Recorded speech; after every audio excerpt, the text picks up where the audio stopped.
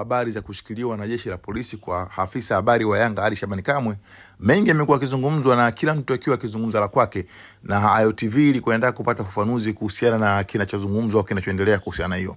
Ikaamua kumtafuta kamanda wa polisi mkoa wa Tabora, Richard George Abwao, ambaye naye ametoa taarifa za kuthibitisha kwamba ni kweli wanamshikilia Ali Kamwe toka usiku wa jana, na mara baada ya kumshikilia wamekuwa kiendelea kufanya mahojiano hadi sasa hivi ninavyozungumza na wewe. Ali Kamwe wanamshikilia na wanaendelea kumhoji kuhusiana na tuhuma za kutoa lugha zisizofaa kwa viongozi wa serikali. Huyu hapa ni Richard Abwao akizungumza na Ayo TV kwa njia ya simu kutoka mkoani Tabora. Ni kweli usabari wa timu ya Yanga Ali Kamwe anashikiliwa na jeshi la polisi, na alikuwa akifanya mahojiano kuanzia alipokamatwa usiku jana.